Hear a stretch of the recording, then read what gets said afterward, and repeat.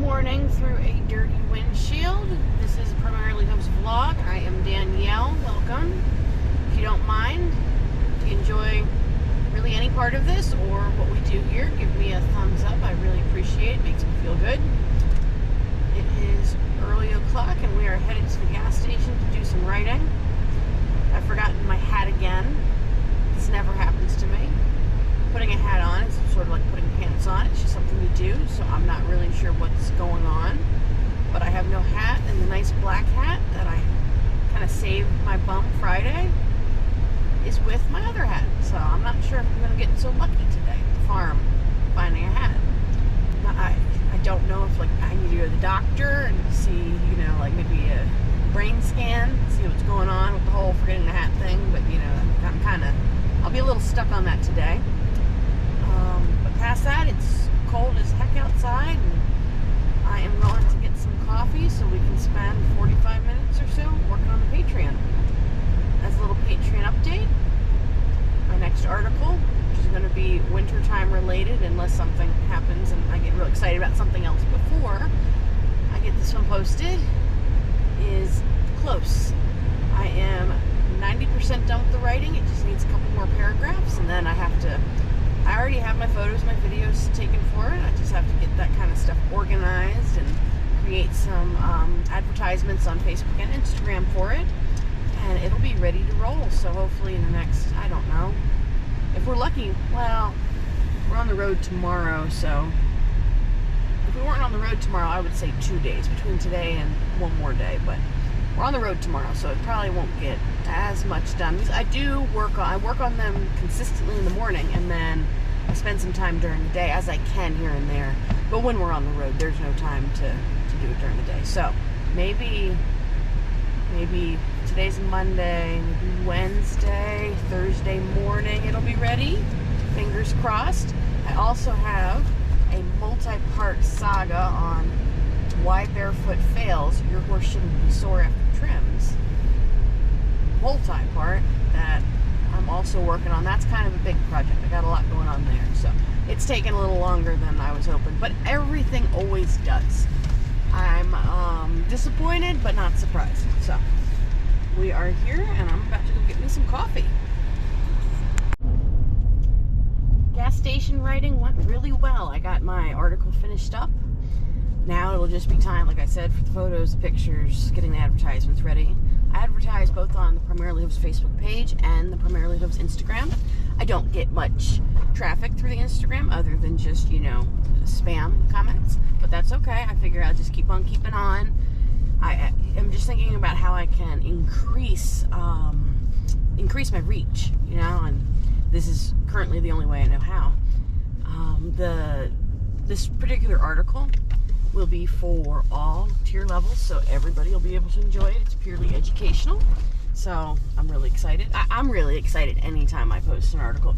The reception has been really, really good for the Patreon. I mean, it's just kind of blown me out of the water how much people seem to be enjoying it. So that makes me feel really good, because I'm doing it for these rehab horses. You know, I was so taking a step outside my comfort zone, but I know I have to raise money for these rehab horses to be able to push them forward and give them some of the things I want to be able to give them.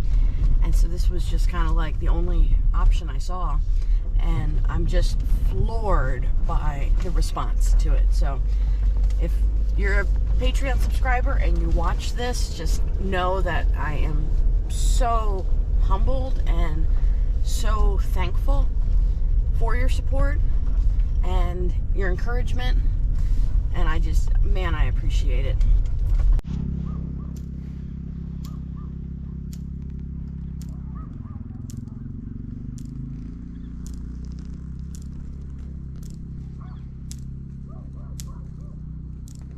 Look at Eva, like a normal horse.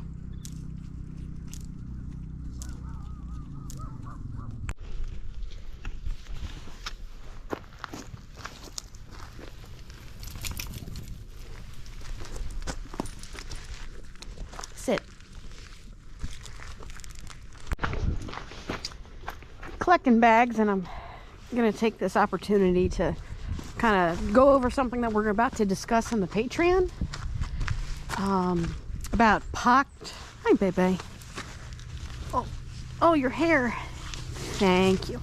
About pocked ground from the mud and freezing.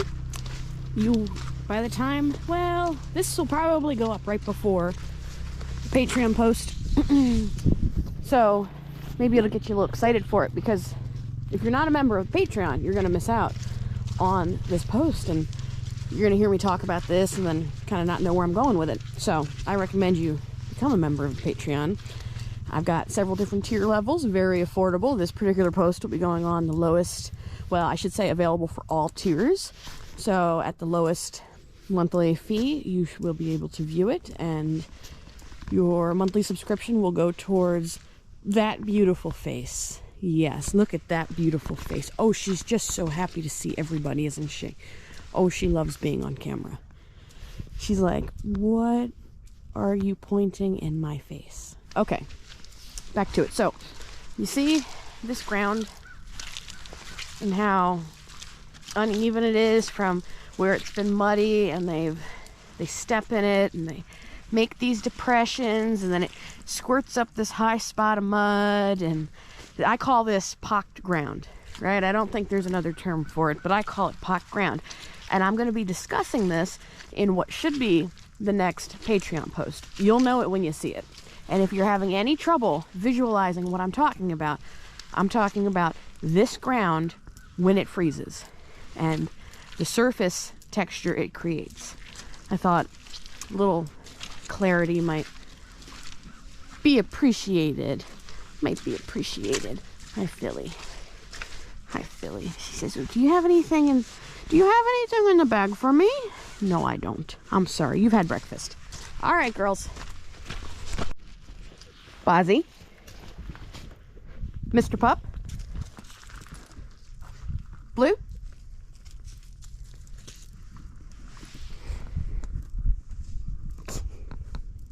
Good job. Do I hate myself for getting into my car with shoes this muddy? Or with dogs that muddy? Yes. Is it what I bought the car for? Also, yes. Does that make it hurt any less? Absolutely not. Oh, if only they made WeatherTech for the entire vehicle.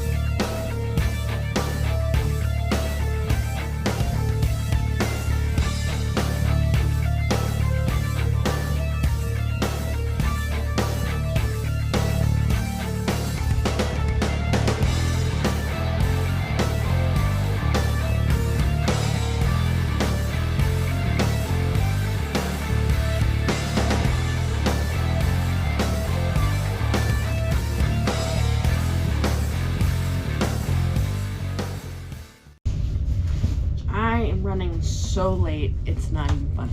The sun, she ain't setting, she's set. I have had the longest day feeling like you're getting the least done, you know? It was, you'll see, it was computer work day, and I hate it. I just hate it. I like to write, I like the writing, I like all that kind of stuff, but I have to deal with hoof markups, you know, for rehab customers, so I can update them on how their horse's feet are doing, whatever. I have a way I like to organize my photos so they look nice. I got that from doing so much photo stuff for Dr. Bowker and knowing that he's going to use them for his presentation. So I like to make sure they're cropped in a consistent way. You know, the angles are the same. That also helps for comparison purposes, you know, when your photos look similar. And then I like to date and label them for, again, comparison purposes, so you know what you're looking at. And so, like, you who's looking at my stuff knows what you're looking at. I hate when there's just a bunch of photos and you don't, like, okay, which one's before, which one's after, you know? Sometimes it's hard to tell. So, I mean, hours just dealing with that. I dropped the GoPro. Hours dealing with that stuff, and I hate it. Like, nothing fills me with more, just like, I mean, you can probably tell I'm like, you know, nothing fills me with more of that than sitting there just staring at labeling, not even staring at hoof pictures. I don't mind staring at hoof pictures. I love to see the changes. I love hoof pictures. But just labeling hoof pictures, cropping and labeling hoof pictures. My goodness, this is like concrete today. I don't love that either. And so, by the time I finally looked up to breathe, the sun's basically down. So, we will be using our trusty headlamp, that's for sure. It kind of stinks. I was hoping to get to the grocery store tonight, but I don't think that's going to happen. That's okay. As long as the horses eat good, I don't have to. We can live off Little Ceasars if we must. All right? Because our horses, they don't get to choose, but we get to choose. And why is that? Because our horses, they didn't get to choose to live with us. They can't consent to the consequences of poor choices, whereas we can. You know, if I choose to just want to get home and comfortable as quick as possible, and I choose to eat Little Ceasars, that's the choice I'm making, knowing the consequences, right? Horses can't do that. They don't know that grazing too much, whatever the things we allow them to do that's negative for their health, is going to negatively impact them. They can't consciously consent. And that's something that people don't really seem to grasp, you know? And that's why our horses get in trouble. And that's the biggest welfare thing that gets me upset. It's like starving them, locking. What's the difference? Okay. What's the difference in locking them in, let's say, a stall with no food or water, killing them quickly, right? Nothing they can do about it. They can't find their own food. They can't find their own water. They're locked in a stall. What's the difference in that? Or turning them out into a big pasture, letting them eat until they founder. Might take longer. Might not be so ugly from the sense of our humanistic viewpoint on what suffering is. But it's suffering nonetheless. That horse can't make the choice to say, you know what, this rich pasture is going to hurt me in the long run. You can't make the choice. You have to make the choice for him. And when you don't, that's abuse, just like starving them in a stall. In my opinion, it's worse because the suffering goes on for longer, right? You lock them in a stall with no food or water, the end date is going to be pretty fixed. They can only go so long. But put them out on pasture, might take a couple years for them to founder. but they're slowly, surely going to get worse, worse, worse, worse. The body can't take it anymore. I think it's worse because there's more suffering. That is my opinion, though, and not everybody shares it. And I guess that's fine. So it's a welfare thing, so I don't think it's that fine. This is ridiculous. It's like the feed knows. Where's my scraper? It's like the feed knows I'm running behind, and it just wants to make me run even more behind. I mean, it's going to be midnight by the time I get out there at this rate, and I'm hot. I put my winter jacket on, you know, because it's cold out there, but I should have waited. But I'm hot. Ridiculous. This will be fun to watch back, just to watch myself struggle and talk all panicked, and then get on a soapbox. But you can pretty much expect a soapbox regularly. It's the one thing I'm real consistent with. Soapboxes. I do have opinions. And I have a very strong opinion about these buckets and this feed. I don't know if this is horse food or this is construction material, because I'm pretty sure I could lay some bricks and have a house even the big bad wolf couldn't blow down. There we go. I'm actually sweating underneath this. Sweating. Oh, good news. Anybody who watches this tonight will be excited. Tonight being Monday night, will be excited to hear that part of what I did today was finish the wintertime first installment of the wintertime series Patreon post, and it'll actually go up tomorrow morning it'll go up at 8. Facebook will alert you at 8:15, and Instagram, but nobody cares about Instagram. So I grind. I said, I'm getting this done. I'm tired of looking at this. I'm getting this done. Look at the wasted food. Ridiculous. All right. I have to run. I'll try to get some footage of horses, something fun to end with, because this has been a boring video.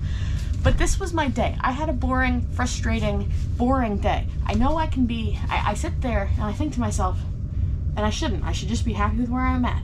But I think to myself, there's so many other things you could be doing than putting the date on a photo over and over and over again. And not just the photos, but waiting for things to download, waiting for things to upload, waiting for things to load. But I should just sit there and be happy with where I am. But I can't be, because there are things to get done. And I'm going to go do them.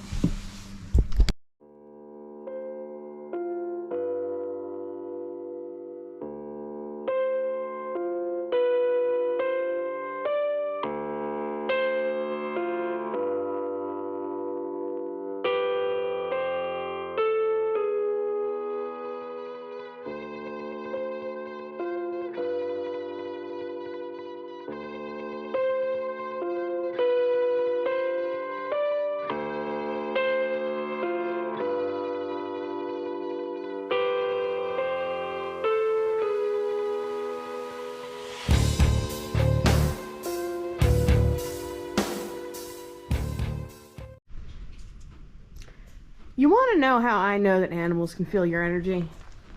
Well, as discussed, I'm running late. It's dark outside. It's raining.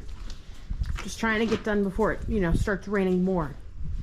And old Exhibit A and Exhibit B, also known as Jerk and Stupid Idiot Jerk, decide that despite running next to the four-wheeler every night with no leash, like good boys, to feed horses, they have to be tied up. Do you know why? They love feeding horses. They come, they run with us. You check everybody out. You get to run fast. You have a good time. They look forward to it, Old Jerk has done it for years. Old stupid idiot jerk has done it for less time, but he's got the other two to, you know, help him out, and he's done real good. Today, at all days, did they decide to do good? No, they don't decide to do good. They decide to be pains in the butt and run off. Not come with the four-wheeler, break their stay commands. First with old jerk, so I said, okay, well, I'll tie him up. And then old stupid idiot jerk said, you know, if old jerk can't do it, maybe I, stupid idiot jerk, should fill his shoes. So now everybody's tied up. Except for Blue, because she was a good girl. And she did her exact job.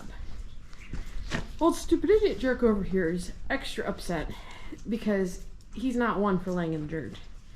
So he thinks the fact that he's not laying on his blankets where Blue is just the worst. And he's a whiner. So he's been laying here just whining, feeling sorry for himself.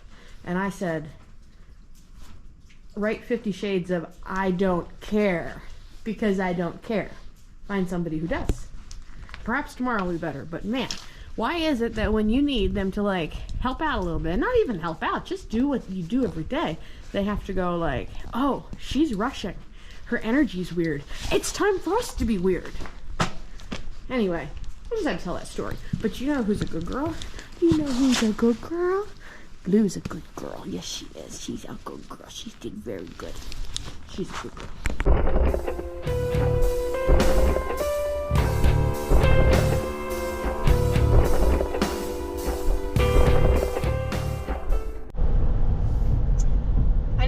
Opportunity to film any kind of outro, because by the time I've thrown all the clips from the day onto the tablet, it's missing on all circuits and straight up not having a good time, bro. But today, since the day was quite frankly kind of boring, I didn't have quite as much, and the tablet's doing all right. So I think I have enough. She has enough chooch left in her to do a little outro, a little wrap up. It was certainly a interesting day, one of those days where, yeah, when you really think about it, you got a lot done, but you just didn't feel like you got a lot done. And then it just all took so long that I'm running behind, which, I mean, is pretty normal for me, so I don't know what I'm fussing about. We're not doing Little Ceasars. We are actually doing, I'm going to Food City and I'm getting some mac and cheese. And I'm going to get my mac and cheese, and I'm going to eat my mac and cheese, and I'm going to go to bed. I really need to get fuel. We have our Virginia day tomorrow, which is a lot of driving, and we have to leave pretty early, but I'm not going to have time to write at my favorite gas station in the morning, so I think what I'm going to do is just leave, hit the gas station real quick for some coffee and fuel, and then head on over to the farm to get horses fed to get on the road by 8. That sounds like a plan. I just don't want to do it tonight. Dogs pulled it together in the last quarter there. Got way less frustrating to be around. I kept telling them, I said, guys, you are here to make my life better. You make my life better, and I give you safety, food, shelter, the whole nine, you know? And you're just not making my life better right now. Your dogs are supposed to add years onto your life, onto a person's life, and you all just ain't doing it, you know? I think you're doing the opposite, quite frankly. But last quarter, they pulled it together. Thank goodness. Alright, I think that's all I got for today. It was certainly a heck of a day. Not sure if I'm going to be able to film any on Virginia Day or not. It would be kind of cool to try to get something. We'll see. I don't know. It'll be left up in the air. We'll just see how the day flows. Until next time. I got my mac and cheese. And on my way out of the store, I had this little, I don't know. I'm not good with kids' ages. Maybe four-year-old little boy. He could talk, but it wasn't super clear. He came like wandering over to me and he said, "Hey, what are you doing?" And I showed him a mac and cheese and I said, "I am going home and I'm going to eat me some mac and cheese." And in that moment, I just thought, you know, don't ever grow up. Go home, eat your mac and cheese, live your best life. Who said you got to do anything different? Not me. I'm going to go eat my mac and cheese. See ya.